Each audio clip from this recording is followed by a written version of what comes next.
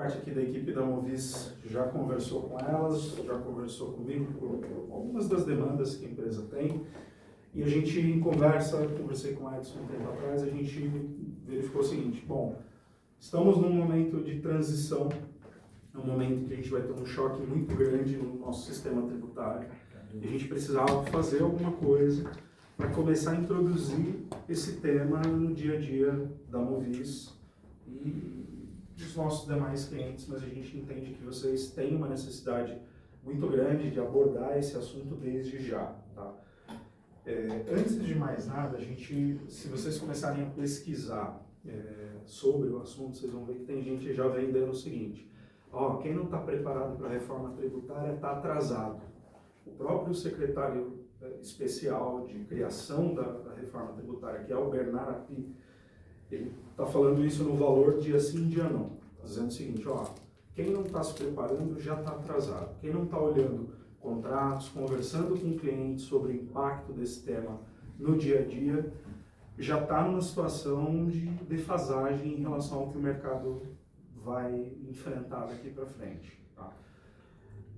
Tem um lado que procede isso, mas tem um outro lado que a gente acaba vendo que não é tão por aí. Tá? Eu vou tentar explicar para vocês do começo ao fim, mas sobretudo focado na transição. E aí vocês vão entender por que a gente está no timing certo para começar a abordar esse assunto. Legal?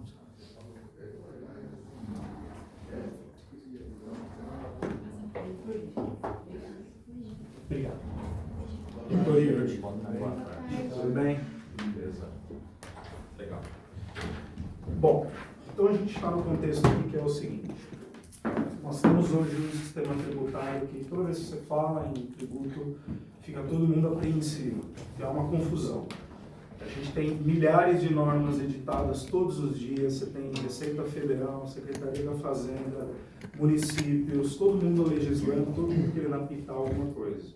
É muito cacique, pouco índio, tá? Mas temos um assunto que ele gera uma complexidade no ambiente de negócios, e isso acho que é um senso comum nosso.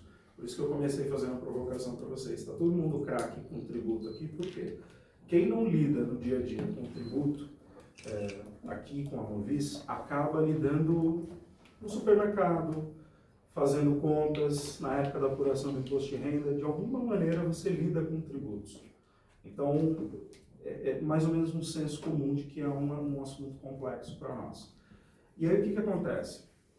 Hoje a gente tem basicamente uma estrutura no país que é União, Estados e municípios legislando e falando a respeito desse assunto sobre todos os tipos de atividades econômicas que a gente tem no mercado. Tá? Então, cada um desses entes que a gente falar aqui, União, Estados e municípios, hoje, se vocês pesquisarem, derem um Google, entrarem no site das Secretarias de Fazenda, da própria Receita Federal, vocês vão ver infinidade de normas tratando sobre o assunto tributário, sobre a questão do fisco, né? No caso da Receita Federal tem lá o leão. Então, o nosso sistema hoje vigente, ele começou em 1988 oficialmente, mas muito do que a gente carrega até hoje já vem sendo construído pelo menos desde 1950, 60. Tá? Então a gente tem, por exemplo, no mercado de importação do Comex, legislação vigorando aí que vem da época da ditadura militar, de outros regimes em que a gente tem legislação ainda valendo. Tá? Pode passar. Bom, então o que a gente trouxe hoje para vocês? A gente trouxe hoje um assunto que é a reforma tributária sobre o consumo. Por que é importante destacar que é sobre o consumo? Porque a gente não vai falar aqui, por exemplo, de imposto de renda. Tá? Imposto de renda é um outro assunto, é união, é um outro momento em que a gente vai conversar a respeito. Quando eu falar então sobre reforma tributária hoje para vocês, e que vai valer a partir de janeiro de 2026, a gente vai olhar sempre aquelas operações que impactam a cadeia de consumo. E, sobretudo, quando a gente tratar de PIS, COFINS, ICMS e ISS. Tá? Esses 4 tributos. Alguma coisinha de IPI também, porque o IPI vai ser impactado por essa transição, por essa reforma. A gente vai ver que tem regimes favorecidos, a Zona Franca de Manaus continua funcionando, a gente tem um tratamento distinto também para essas regiões. A nossa forma de se organizar no país é de 27 estados, então isso não muda, mas a forma de lidar com a arrecadação vai mudar. Então hoje a gente vai tratar sobre esses 4 que eu estou falando para vocês, que são os principais. E um segundo assunto, na verdade o assunto principal que vem com essa reforma tributária, é a ideia de IVA. O IVA ele é o tipo de imposto que se pratica, por exemplo, na Europa. Tá? Nas melhores práticas internacionais que a gente tem hoje, por exemplo, os países vinculados ao OCDE, você tem a figura do IVA, que nada mais é do que um imposto sobre valor agregado. Então, fecha o meu preço, preço final, margem, custos, toda aquela formação de preço que a gente faz, a gente vai sair de uma ideia de cálculo por dentro dos tributos e vamos passar a tributar por fora. Por que por fora? Porque eu vou pegar a alíquota do imposto correspondente, que a ideia é que seja uma única alíquota, e vou calcular com um valor agregado sobre esse meu preço. Então hoje, se eu vendo uma mercadoria a R$100, eu vou ter uma alíquota média de 26,5%, eu vou calcular esse 26,5% e vou vender para o cliente final a R$126,50. Simples assim. Pode passar, por favor, Luiz. Bom, mais um. Vamos começar aqui então sobre o que é a nossa reforma. Hoje eu tenho esse cenário aqui, que é um cenário de PIS e COFINS, ICMS e ISS.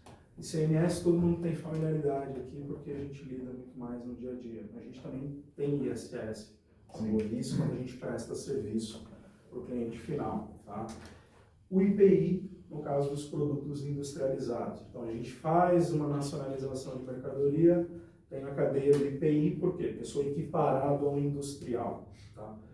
PIS e COFINS também relativamente, acho que comum para todo mundo. A gente tem essas contribuições sobre faturamento ou receita, tá? Como queiram. E na importação também, na também. nacionalização. Exato. Quando eu estiver falando de PIS e COFINS aqui, ICMS e ISS, eu estou em regra me referindo à operação já interna. Tá? A gente não está falando, no primeiro momento, do PIS, COFINS importação, do ICMS importação, ISS importação, mas a gente vai chegar lá. Tá? E o IPI também considerando as operações internas. A reforma tributária hoje ela vem para transformar esse cenário, esse manicômio tributário que a gente tem, uma série de leis que tratam sobre essas figuras aqui, e vem para transformar isso tudo numa ideia mais simples, num agregado. Então, um imposto sobre valor agregado que, na realidade, ele foi, vamos dizer assim, abrasileirado. E a ideia era reunir tudo num único imposto, como as melhores práticas fazem. Tá? Mas, como a gente tem essa estrutura de união, estados e municípios, primeiro o impacto que se pensou sobre essa mudança foi, bom, como que a gente vai mudar o caixa, como que a gente vai mudar a forma de arrecadação de 27 estados, 5.500 municípios e da própria União, que hoje é quem controla a maior parte da arrecadação. A gente precisa equilibrar essa forma de arrecadar. Então, a gente manteve um único imposto, mas que na realidade ele tem uma divisão entre CBS, que é uma contribuição sobre bens e serviços destinada à União, e o IBS, que é um imposto sobre bens e serviços que vai ser dividido para os estados e municípios. Então, aí já surge um primeiro ponto de atenção para nós. A ideia é simplificar, mas vejam, a partir do momento que eu mantenho uma arrecadação que esses 3 entes da federação conseguem de alguma forma interferir, essa complexidade ela não tende a reduzir. Na verdade, a gente só está trocando algo que é complexo por algo que passa a ideia de ser menos complexo, mas que no fim do dia vai continuar tendo a sua complexidade. E a gente vai entender isso mais para frente, por quê? Porque a regra será a tributação no destino. Então, hoje, quando a gente olha para esses impostos aqui, é uma loucura. Se eu dou entrada por Itajaí e vai para São Paulo, é uma coisa. Se sai do Espírito Santo e vem para Minas Gerais, é uma outra coisa. Se sai de São Paulo, passa por Minas, mas vai para Santa Catarina, por exemplo, é uma outra situação. Então a gente tem diferencial de alíquota, você tem toda uma complexidade por conta desse cenário. Isso aqui vem para tentar simplificar esse ambiente, tá? Mas a ideia é, a gente tem então esses dois tributos, tá? Uma contribuição e um imposto. O imposto seletivo, ele também vem dentro da reforma tributária com uma ideia de incidir sobre atividades que têm um potencial de impacto no meio ambiente. Então, montadoras, por exemplo, de veículos, a gente vai ter Scania, Volkswagen, Toyota, todas as que a gente tem, as principais, aí sendo impactadas por isso aqui. A gente tem um imposto seletivo, nesse caso. Então, além do próprio mercado de montadoras, automóveis, você vai ter mercado de bebidas, refrigerantes, etc., que vai ser afetado por isso aqui. E um terceiro imposto, que não se fala muito na mídia, mas está no texto, tá? Que é a previsão de uma contribuição sobre produtos primários e semi-elaborados. Os estados têm autorização para criar essa contribuição. Então, vejam, aumentou ou diminuiu visualmente? Aumentou. Não simplificou. Mas o que se vende no mercado é que houve uma simplificação. Tá? E aumentou a complexidade, por quê? Porque agora a gente está dizendo que um caixa só vai ser destinado para pagar estados e municípios. Doutor Pedro, então, por isso que a gente já está vendo aumento de tributos agora. Por quê? Pode passar, por favor. Porque durante todo este período aqui de tramitação, então esse assunto começou a ser gestado muito lá atrás. Reforma tributária, quem já acompanha como a gente aqui, se fala desde 88, 89, precisa se fazer um aprimoramento, etc. Mas assim, é um assunto de pelo menos 30 anos no Brasil. E agora a coisa veio e a gente está, assim, contratado que 1º de janeiro começa o jogo, muda o jogo. Tá? Então, mas desde o começo, a ideia é que a gente traria uma simplificação, traria uma otimização do nosso sistema. Por quê? Porque hoje o Brasil é o país que mais se gasta horas para você entender quanto você deve pagar. Desde o board da empresa, até quem fecha com o cliente, até quem, por exemplo, faz o cálculo de folha. A gente tem complexidade para todos os departamentos de uma empresa e para todo mundo que lida de alguma forma com tributos. A gente gasta mais horas calculando, portanto, do que para pagar. Quando você gera DARF e paga, está resolvido. Mas para você chegar naquele valor, é um inferno. É terrível. A gente não consegue ter uma clareza de como fazer isso de uma forma prática. Tá? Então, esse foi um dos objetivos que essa reforma procurou trazer e alcançar. Simplificar, tornar o sistema um pouco mais transparente. É assim, hoje, mais próximo disso que a gente tem, do que virá com a reforma, é aquela mençãozinha que a gente tem na nota fiscal, do valor aproximado dos tributos que você pagou em um determinado produto que você compra no supermercado. Tá certo? Mas o cliente da Movis, por exemplo, se ele for tentar fazer uma engenharia de entender como é formado o preço da Movis, ele provavelmente não consegue. Porque ele não consegue entender o que vem na formação do custo da Movis. Afinal de contas, a gente tem resíduo tributário por toda a cadeia, certo? Só que isso não é um problema só do cliente da Movis, é da própria Movis e dos clientes da Movis. E assim como dos fornecedores. É difícil você distinguir o que é realmente produto ou serviço, o valor desse produto ou serviço e o que é carga tributária. Exatamente. Então, o cara recebe lá uma fatura de R$ 1.200 de honorário. ele tem uma percepção de quanto que eu pago de imposto, mas é uma percepção aproximada. Ele não sabe se é mais ou menos. Exatamente. E isso, às vezes, até encarece o meu preço para o cliente. O cliente fala, nossa, mas você está cobrando tudo isso? Mas ele se esquece que tudo isso eu vou ter que pagar 30% de imposto. Exato.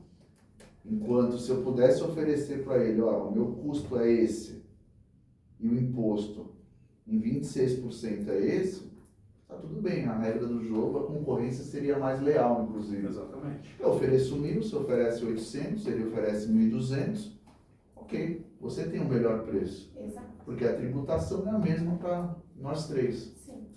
Não acho que Isso conversa com o segundo ponto, e aí você tocou em algo que eu acho que é o principal. A gente vai mudar a forma de fazer negócios. Haverá uma mudança na forma de fazer negócios. Por quê? Exatamente por esse tipo de observação. Quando você for negociar com o cliente no preço final, o cliente não vai olhar mais custo da fatura. Ele vai olhar quem entrega mais rápido, quem tem um sistema mais robusto de acompanhamento, quem tem o accountability de todo o processo de trabalho e quem está entregando de uma forma que o mercado não entrega. Por conta disso aqui. Por quê? Porque a gente passa a formar o preço de uma forma muito mais simples, muito mais transparente, uma ideia de cooperação entre os contribuintes, entre as empresas, e de uma forma que facilita os negócios. Tá? Então, tem outros objetivos, então, equilíbrio, defesa do meio ambiente, justiça tributária. A ideia é a gente chegar num ponto em que todo mundo saiba, gente, no final do dia, quanto está pagando de imposto, qual é a carga tributária, sobre bens que a gente adquire e sobre serviços que a gente toma nas atividades nossas. Passou por todo esse percurso aqui de análise dentro de Câmara dos Deputados, Senado Federal, promulgação da emenda constitucional 132, que foi o que deu start e que de fato tornou a coisa para nós assim concreta, né? Porque até então era só um assunto de necessidade do dia a dia. E aí depois a gente teve ali a evolução disso, chegando agora até recentemente a lei complementar que foi aprovada, que é a lei complementar 214 de 2025, que é o primeiro texto que dá para o advogado aqui que está falando para vocês uma resposta mais concreta do que é esse negócio. E que dá, por exemplo, a possibilidade de eu fornecer para vocês orientações de uma forma mais adequada e mais próxima do que vai ser praticado. Estamos resolvidos em relação à legislação? Não, muito pelo contrário. Mas a gente vai ter uma tendência de diminuição drástica de portaria, instrução normativa, solução de consulta. A ideia é acabar com esse negócio, acabar com essa complexidade que a gente tem no dia a dia. E de autuações, né? E de autuações, exatamente. É tornar o sistema mais claro para que todo mundo consiga interpretar de uma maneira mais fácil. Esse texto de lei complementar aqui, ele já superou 550 artigos. É ótimo, é ótimo. Eu vou te dizer por quê. Se você pegar o ICMS, ele tem uma lei hoje, que é a Lei Complementar 87. É um texto que deveria valer para os 27 estados. Não é? Então, só que cada estado tem o seu regulamento do ICMS. Sim. Então você, Edson, tem que conversar com o Renato, com a Bruna, todo mundo que está aqui sobre 27 leis diferentes por causa de uma operação, por exemplo. Hoje a gente vai ter uma simplificação do sistema dentro de uma lei complementar. Obviamente, você vai ter espaço para algumas regulamentações que vão detalhar certos assuntos, mas o fato de existir uma lei já é um grande avanço. Tá? Só que a gente não vai ter só essa uma lei. A boa notícia ela tenta simplificar. Do outro lado, a gente vai ter uma figura, que é uma figura que vai atuar junto com a Receita Federal, que é o chamado Comitê Gestor. O Comitê Gestor, pode passar, por favor, do IBS e da CBS. Tá? O comitê gestor ele vai fazer uma análise de toda essa legislação e vai dizer qual é a interpretação dele sobre cada operação. Na verdade, ele só vai ser um pouquinho diferente do que a Receita Federal faz hoje, porque ele vai ser composto por estados e municípios. Então, hoje a gente já tem um comitê gestor no Brasil funcionando para o Simples Nacional. Simples Nacional, você faz lá a apuração, tem a receita bruta, faz o cálculo do imposto e paga uma guia única. Funciona muito bem. Por quê? Você tem um comitê gestor que principalmente faz a gestão do caixa e repassa essa arrecadação para os estados e para os municípios e para a União. A ideia é fazer a mesma coisa agora para todo mundo no Brasil, só que com estados e municípios. A parte da União, que é a contribuição sobre bens e serviços, continua sendo da competência da Receita Federal do Brasil. Tá? Eu trouxe aqui para vocês, depois a gente vai compartilhar para vocês esse material que nós fizemos, compartilhar com vocês, mas aqui é uma ideia de como que funciona o IVA. Tá? Essa ideia é uma ideia básica. Todos os países que praticam o IVA, a gente tem essa sistemática aqui. Então, como que funciona? Na primeira etapa, o fornecedor da matéria-prima, ele vende isso com um determinado preço, certo? Então, a gente colocou aqui um estimativa, cobra pelo algodão um valor de R$40 e sobre esse valor é adicionado um IVA de R$10, supondo uma alíquota de 25%. Tá? Então, preço final pago pelo adquirente do produtor rural, R$50. 10 de imposto, 40 do produtor. Dentro dos 40 já está margem, já está custo, já está o preço net, fechado. Tá? Fora os impostos. É a mesma ideia para todos os elos da cadeia. Qual é o detalhe aqui? Toda vez que eu tenho uma etapa seguinte, aquilo que o meu fornecedor pagou de imposto me gera crédito. Então eu consigo usar para abater do meu imposto a pagar, na minha operação, aquilo que o meu fornecedor pagou.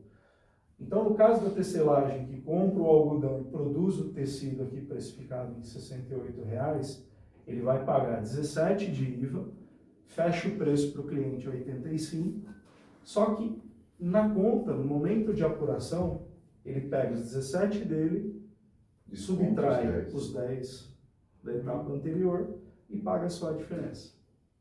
Por que disso? Aí tem um outro objetivo que a gente não menciona lá, mas que a ideia do IVA traz isso. A ideia de tornar a carga tributária mais neutra possível. A gente tem uma neutralidade dentro da cadeia. Então, para que isso não fique acumulando imposto, a gente não tenha resíduo tributário até o momento que chega na ponta, no consumidor final.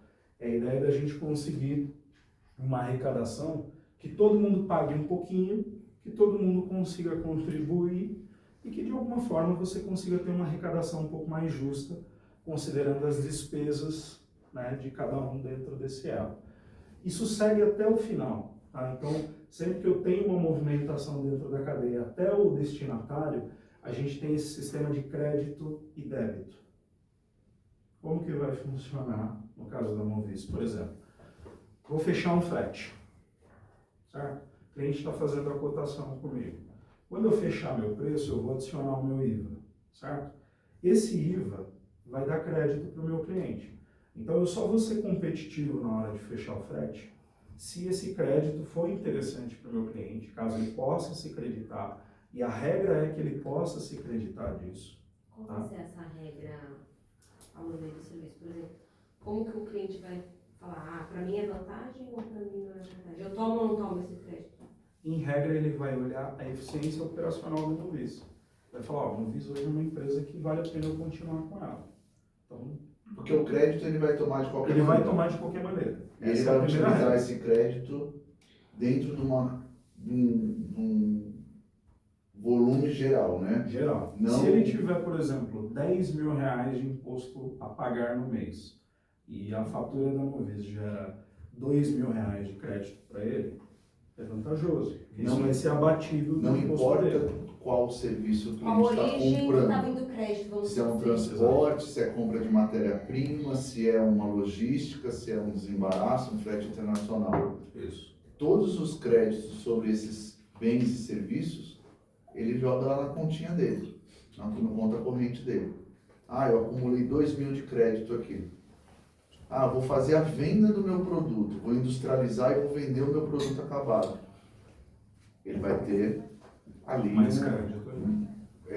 um imposto a pagar. Ele vai...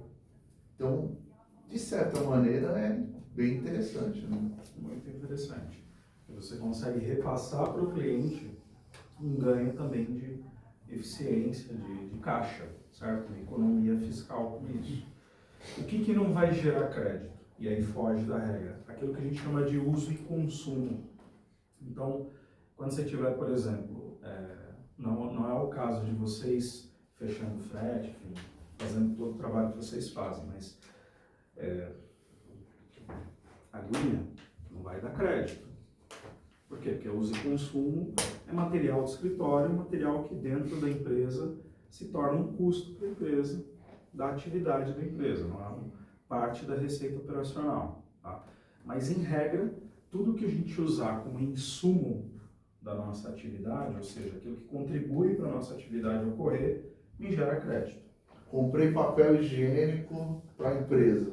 Uso e consumo. Uso e consumo não vai gerar Não vai dar crédito. crédito. Então a gente vai ter que revender papel. É. Comprar e revender para a gente mesmo. Doutor Pedro, uma dúvida. Diga lá.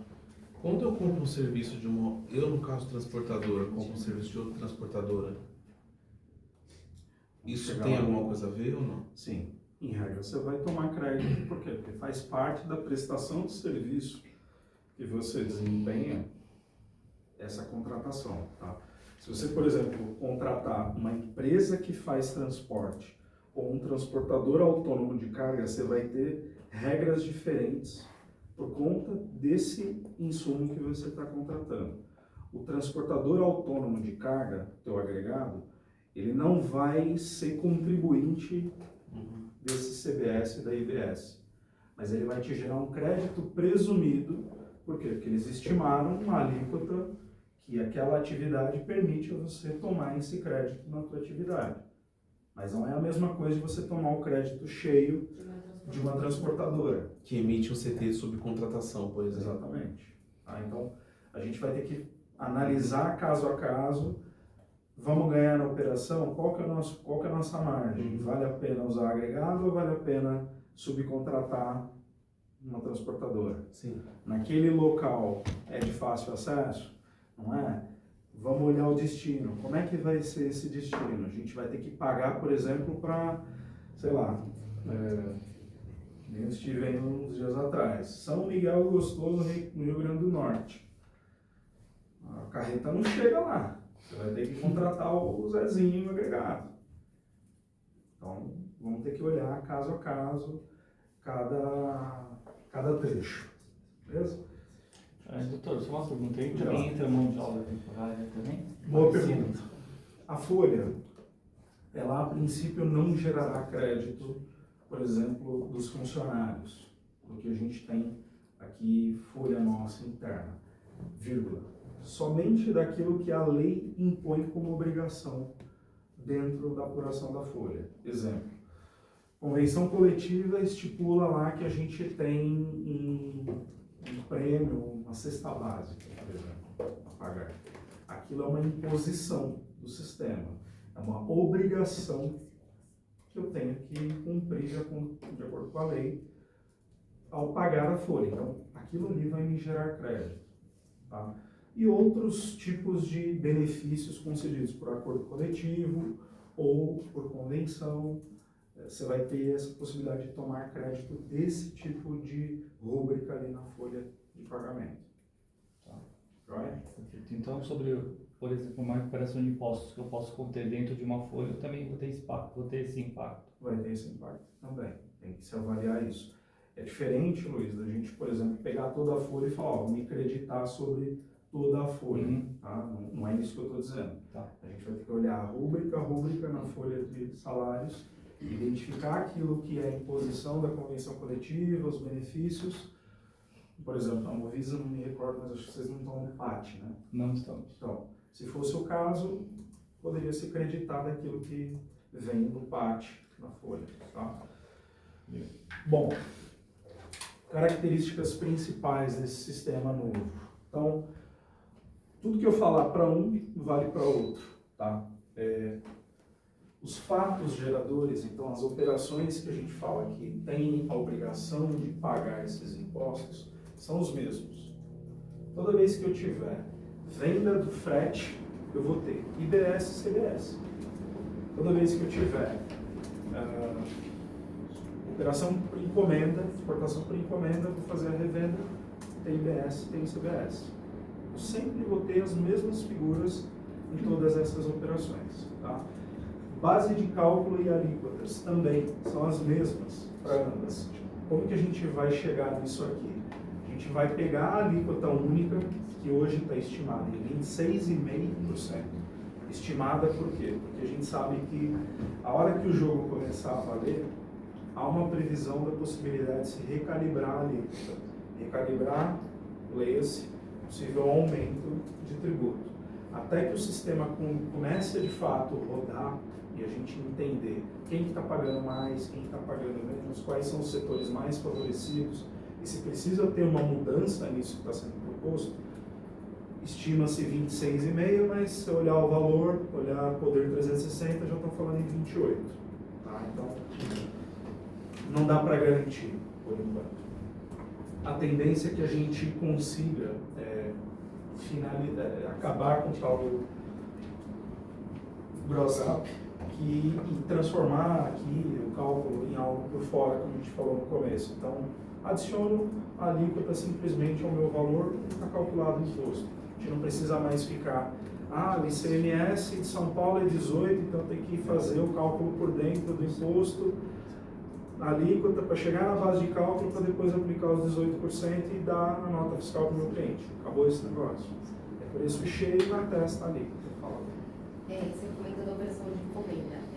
Então, vamos dizer assim, na hora que eu fizer a minha nota de venda, sai o campo lá de ICMS e vai ser um campo dessa alíquota, 26,5%. Direto. Depois a gente vai falar no pedaço no slide da transição, como que a gente vai ter a mudança de um sistema para o outro. Por quê?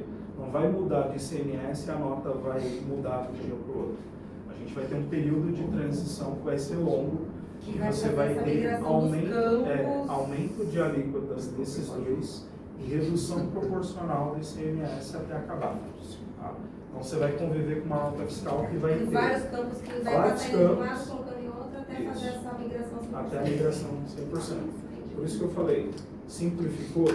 Durante os próximos 10 anos vocês vão me consultar e simplificou. Porque a gente vai ter Então a gente perde o emprego também, né, doutora? Como é que os tributaristas vão viver? Dá para viver, entendeu? Se o cliente fizer a conta sozinho, a gente perde o emprego, entendeu?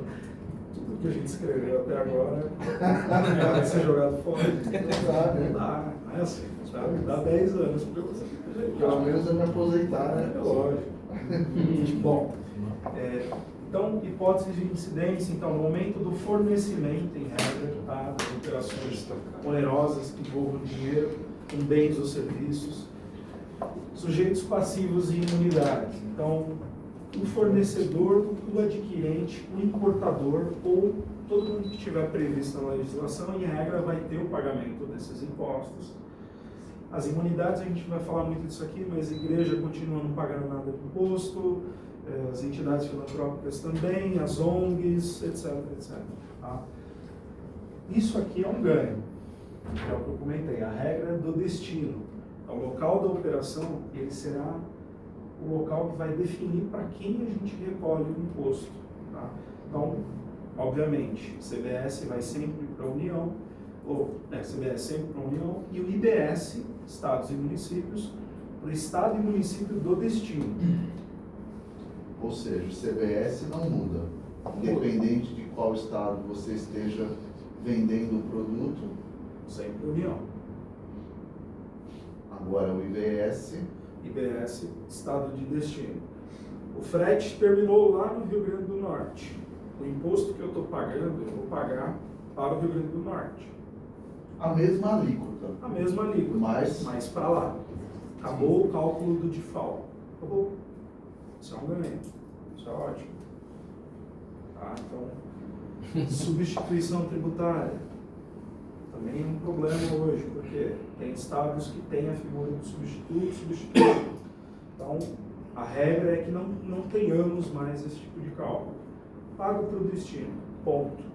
Tá? No caso do IBS e da CBS. Na verdade, a gente só vai pagar não o vai ter IBS. a antecipação da substituição, mesmo para produtos como tabaco e álcool? Porque hoje esse é o grande ponto, né? Sim. Que você tem uma evasão grande de imposto. Uhum. Por quê?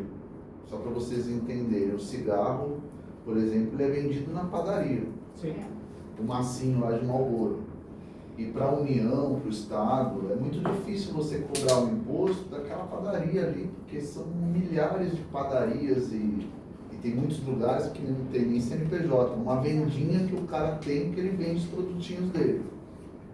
Então, a substituição tributária, ela vem meio como, ela antecipa toda essa cadeia para cobrar o Souza imposto. Cruz, todo o imposto da cadeia. Porque aí o governo tem duas questões, né? Ele garante a arrecadação e ele antecipa a arrecadação, porque o governo criou isso, na verdade, para tampar um buraco que ele tinha de arrecadação. É mais ou menos o que o governo federal está fazendo hoje com o IOF. Exatamente. Então ele precisava antecipar a receita, ele falou, que jeito? Por que eu estou te dizendo que a tendência é a gente só ter tributação no destino? Porque veja, a gente também vai chegar nisso mais para frente. Mas essa regrinha que eu falei das compensações, aquele imposto que o meu fornecedor pagou, com aquilo que eu tenho a pagar, ela tem uma trava ali, uma primeira trava. Eu só consigo me creditar daquilo que o fornecedor pagou de imposto se ele, de fato, tiver feito a liquidação do imposto, tiver recolhido ali o imposto. Então, ninguém vai vender na padaria cigarro que não teve recolhimento de imposto antes. Mas esse controle... É a ideia a gente acabar, por exemplo, com contrabando. Não digam que eu não avisei que não é uma ideia. Então, fechava em 5 de março. Então, tem como. Bruno, precisa avisar os seus clientes. Eles vão ter que começar a formalizar as coisas. Né? Que horror. Quem não trabalhar dessa forma, automaticamente está informal. Segundo ponto, essa compensação, ela, no começo do período de transição, ela se dará na apuração do contribuinte. Então, como que vai ser feito isso? Bruna vendeu. Até o dia 20 do mês seguinte, faz a apuração, fecha lá para ver qual que é a guia dela, para ela pagar. Ela vai olhar para os impostos do fornecedor, daquilo que ela adquiriu, e vai falar o seguinte, bom, vou me creditar desse imposto aqui, certo? Como que eu vou me creditar? Sabendo que o meu fornecedor pagou. Aí você me pergunta, mas como que eu vou fazer? Como que eu vou saber? Como que você vai fazer essa validação? A gente tem a previsão da criação e já está em teste, já está rodando um piloto do SERPRO com um sistema que vai ser o portal da reforma tributária, que todos os teus fornecedores vão ter lá uma certidão negativa Vou ter que diária, tempo real, funcionando. Estou falando até agora para vocês só de teoria. Na prática, a gente vai ter uma automatização, um sistema informatizado, fazendo esse acompanhamento que me permita tomar esse crédito. Mas, em regra, enquanto isso não estiver funcionando, eu vou ter que pedir para o meu fornecedor a certidão. Eu só posso tomar crédito se ele estiver adimplente, estiver regular com os impostos dele. Segunda trava. Começou a funcionar esse sistema. No final da apresentação, vocês vão ver que eu estou mencionando isso, o tal do split payment. A gente já trabalha com esse negócio hoje, por exemplo, no iFood, no AliExpress, na Shein, nas plataformas grandes que fazem o split. De que forma? Eu pago ali o meu preço final pelo produto, a plataforma segrega aquilo que é imposto e aquilo que é do fornecedor. Então ela já redireciona isso, mesmo que só para controle fiscal. Se a plataforma não recolhe o imposto, o fornecedor é autuado, ele é cobrado pelo fisco daquilo que ele não recolheu. Mas esse split já funciona. O split que a gente vai ter nada mais é que essa plataforma que hoje já funciona com iFood, com essas grandes ferramentas, transportada para o sistema do governo. Então, por que eu falei a segunda trava? Depois do período de transição, o mundo ideal diz que a gente vai ter assim, eu comprei, importei, vou tomar crédito, quando eu lançar na minha escrita dentro do sistema do portal da reforma, o split automaticamente faz o recolhimento para o imposto e eu consigo revender, porque eu não tenho mais a apuração do imposto. É que, na verdade, né, Pedro, o split payment, a ideia dele, pelo que eu pude ler até o momento, a empresa ela não vai ser mais responsável por recolher impostos, por apurar impostos. Porque hoje a empresa ela é um corresponsável da União, do Estado e dos municípios em recolher os respectivos impostos. Então, quando eu emitir uma nota fiscal de serviço aqui, de R$1.000, de 1.200, R$1.000 é serviço e 200 é imposto. O split payment ele já recolhe o imposto direto e manda para o... Então, na hora que eu emito a nota, na hora que a Eliane emite a nota no sistema, o imposto já é pago, debitado direto na minha conta, automaticamente. Então não tem como eu não pagar. Claro, tenho ouvido também que o split payment é o que está mais atrasado em todo o trabalho da Receita e que não vai entrar em operação ano que vem porque está muito atrasado. Se a gente lembrar do INPE, né? Que é um processo que a gente já está acostumado com a proficiência do CERPRO. Sim.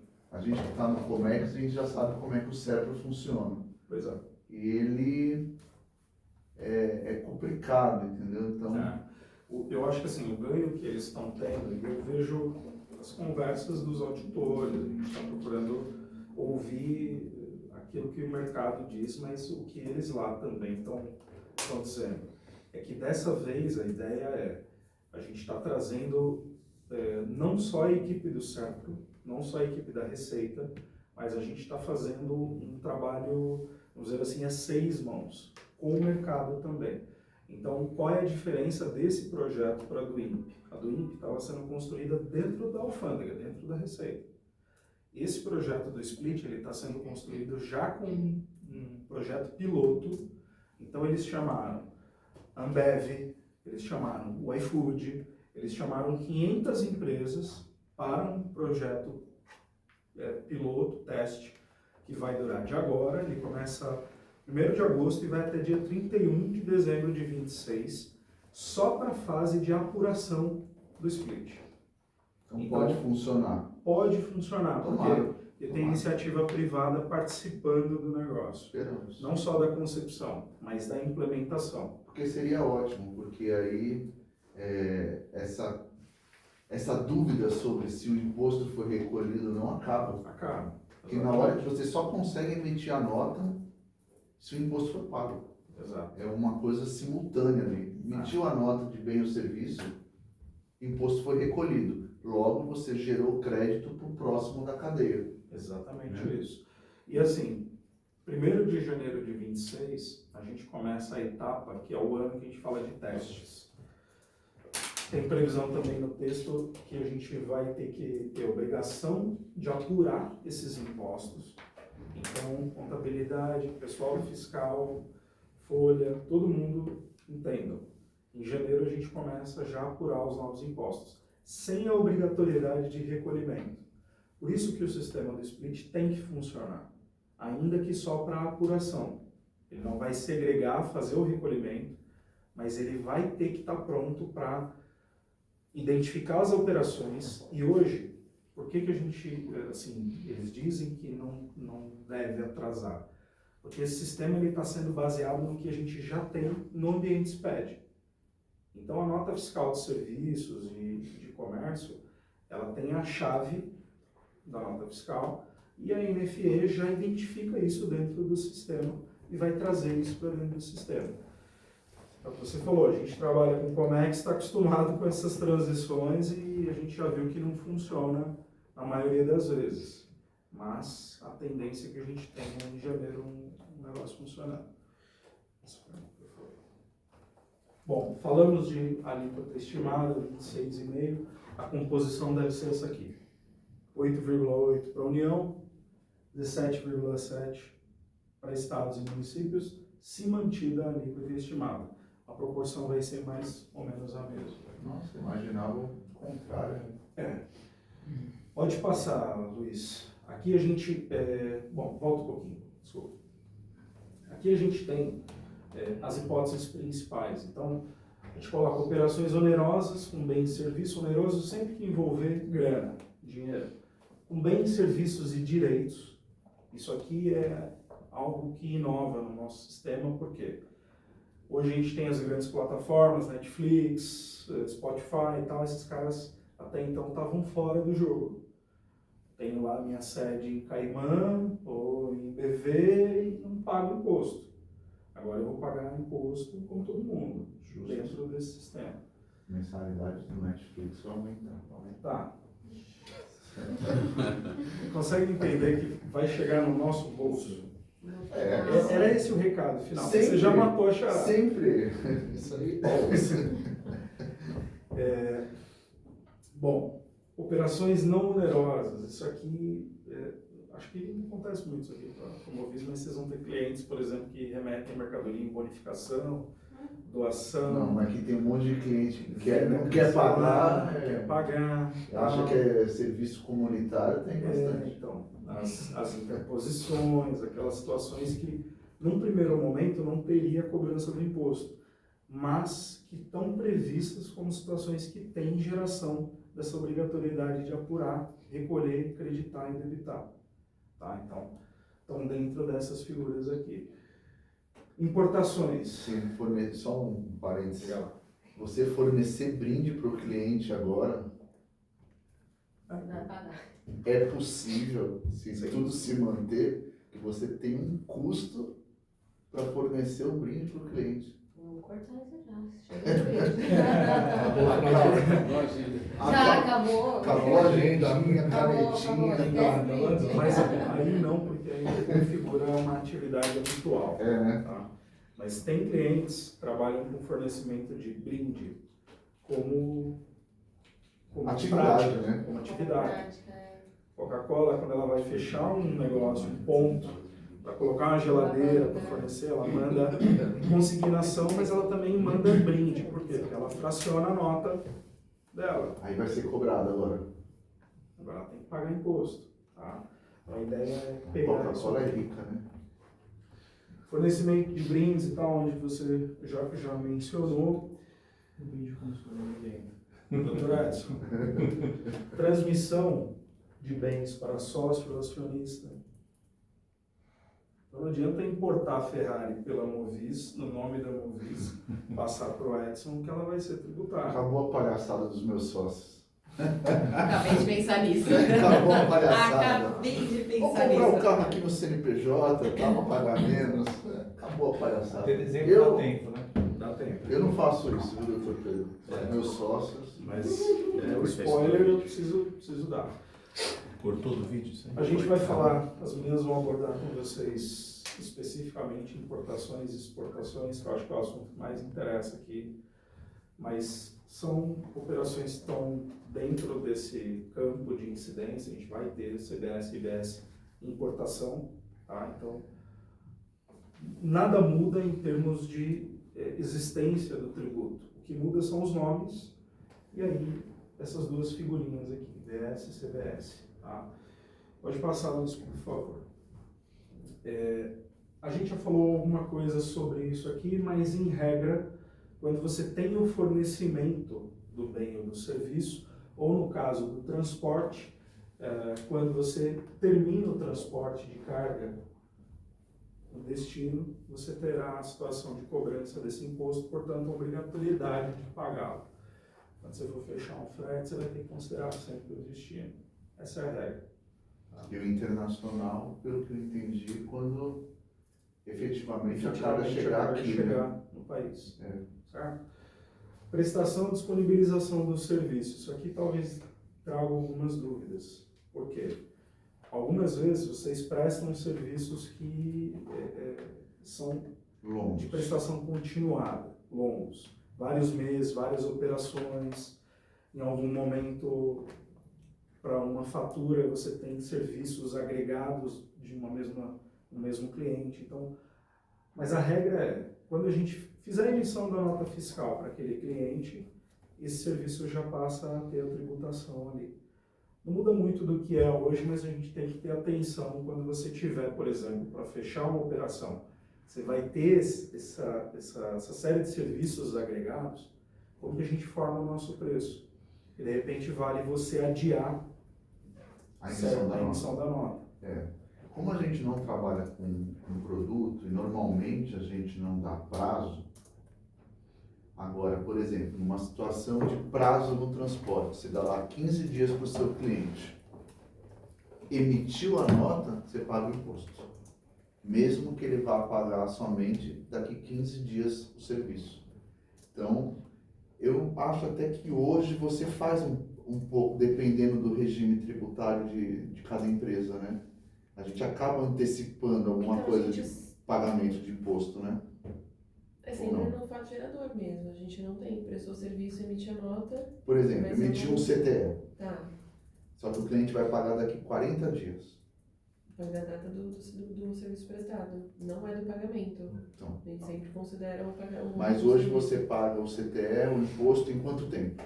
No mês seguinte. No mês cada um seguinte. No seu vencimento. Agora você vai pagar no dia que você emitiu o CTE. Uhum. Entende a diferença? É. Emitiu o CTE hoje, você paga o imposto. Só fazer né? uma E se eu não observação. estiver enganado? Você vai ter o período de apuração para o mês seguinte e vai pagar no mês seguinte. Vai pagar? Essa fase que você falou de pagar imediatamente é quando a gente já estiver rodando o split Ah, tá. automático. Tá? Enquanto a gente tiver a apuração, continua sendo feita até o mês seguinte a apuração do período, a gente fecha o período até o dia 20. Fechou, acreditou, débito, e aí eu pago a guia. Como a gente faz Mas se normalmente. pensar que o split payment vai entrar em operação, vai dar tudo certo, seria a partir de janeiro de De 27? 27. Tá? Porque 27 extingue. Passa para o próximo, por favor. Desculpa tumultuar aí a sua eu acho que apresentação, a gente pode guardar para depois. não, mas é melhor a gente já explorar as dúvidas práticas. Aqui a gente está falando bastante do que deve ser, aqui a gente já vai para o prático. Passa mais um, por favor, quero chegar na transição. Mais Pode um? passar. Mais um. Aqui. Isso aqui para vocês terem de forma mais fácil, como que vai funcionar essa transição. Então, 26, ano de apuração da CBS e IBS, mas sem obrigatoriedade de recolhimento. Alíquotas teste. Na verdade é uma alíquota só, 1%, 0,9 CBS, 0,1 IBS. Certo? Até aqui, nada muda, a não ser o fato da nossa nota fiscal ter um novo campo lá, com esse 1% sendo apurado, mas não tendo obrigatoriedade de recolher. Por que eu falo não tendo obrigatoriedade? Tem empresas, inclusive essas que estão no projeto piloto, que já vão recolher e vão poder usar os créditos dos impostos pagos, esses novos aqui pagos, para compensação com PIS e COFINS já no ano que vem. Mas apenas empresas selecionadas ou qualquer um? Qualquer um. Se a gente quiser optar, Se você quiser optar, você pode. Será vantagem? Vamos ter que colocar na ponta do lápis, fazer o Excel lá e entender se tem vantagem ou não para nós, tá? A depender do quê? Quais são os insumos, o que gera crédito para a gente hoje. Então, o nosso trabalho daqui para frente vai ser mapear tudo que a gente adquire na Movis e ver tudo aquilo que traz crédito para a Movis. Para saber se a gente não tem já dinheiro para compensação com os impostos. Só que acontece o seguinte, em 27, extingue PIS e COFINS. Então, perceba o seguinte, aqui, por que eu falo que é ano de teste?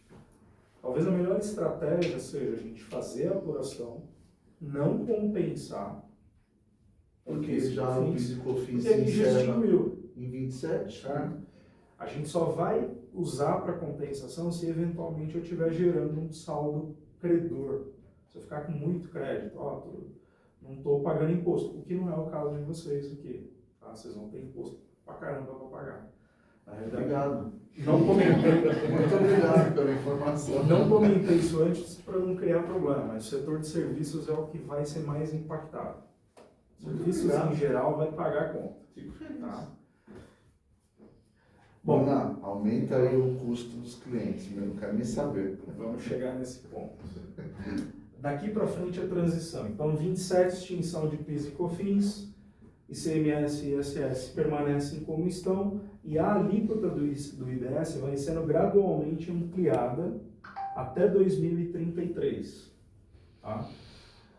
No caso do ICMS e do ISS, só em 2029 que as alíquotas vão sendo reduzidas.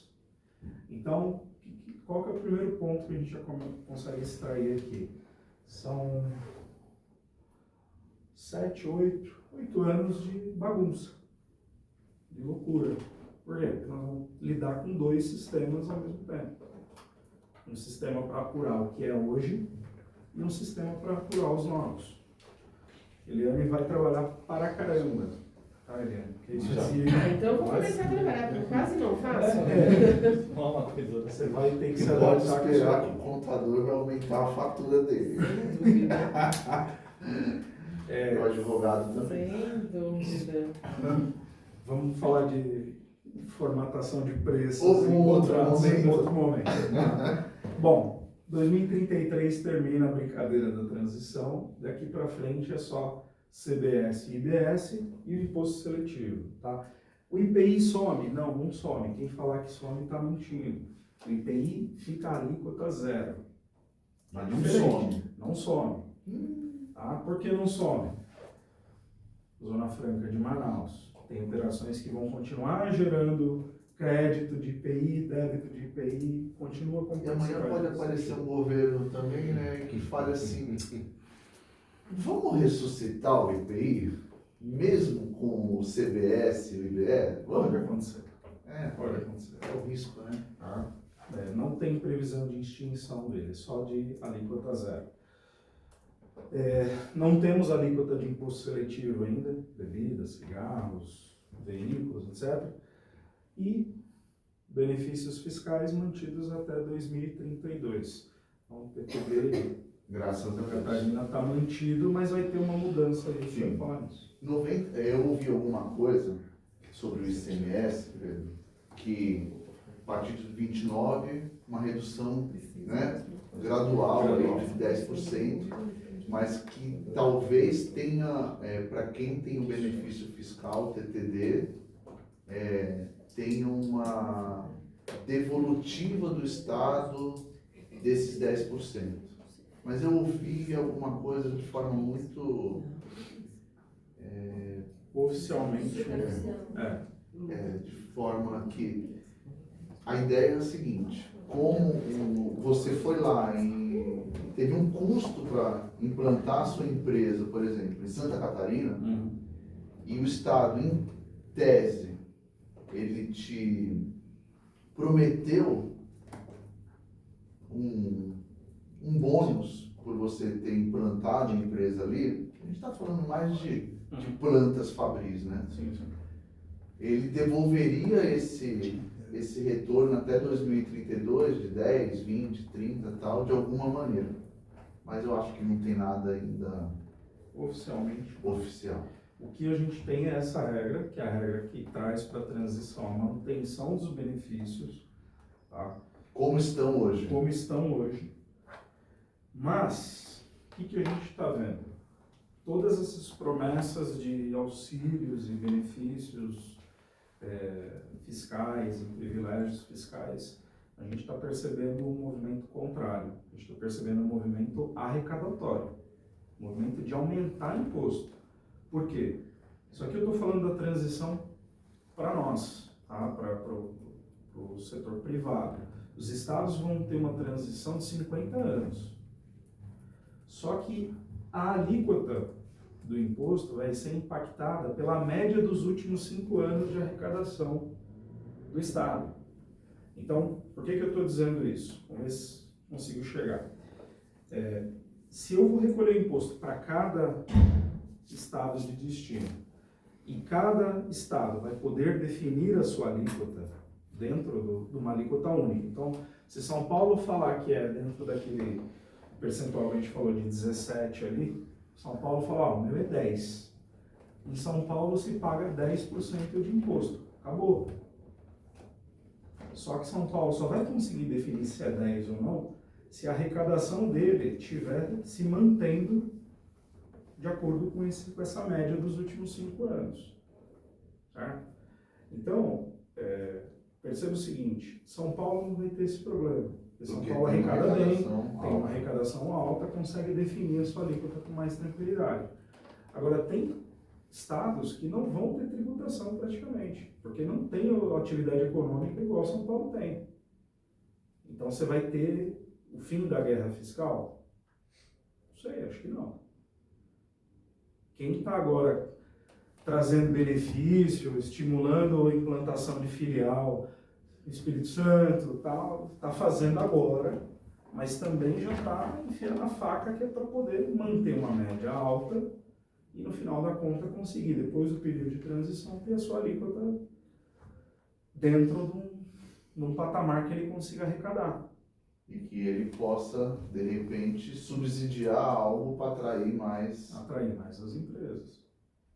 Certo? Então, não sei, acho que não podemos contar com benefícios fiscais. Uhum. Pode passar, Luiz. Bom,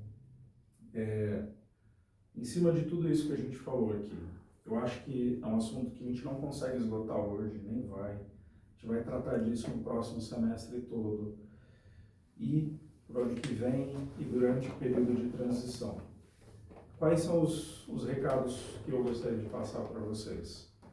A gente precisa, a partir de agora, entender que é um assunto que faz parte de toda a rotina, de toda a empresa.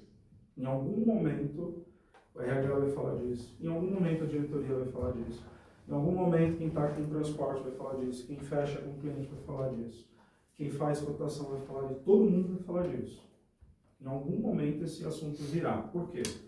Porque na formação do meu contrato com o cliente e do meu preço, isso vai impactar.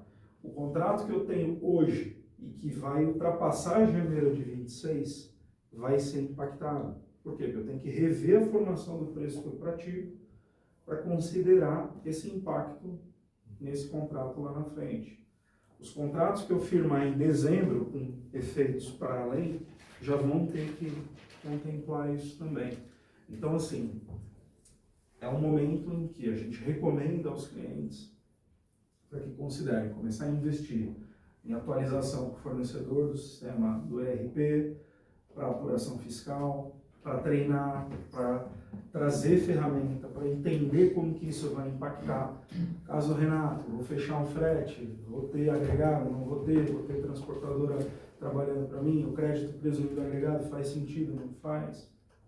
Meu preço vai ser impactado se eu fizer rota tal ou qual? O que vai acontecer? Precisa começar já a projetar agora. Formação do preço. Como que a gente forma o preço agora? A regra é, pego o que eu pratico hoje, a mesma margem, já com os impostos embutidos, e calculo mais 26,5%. Isso é um cenário mais confortável. Mas só que, do outro lado, você tem o cliente, que será que vai absorver esse impacto? Sim.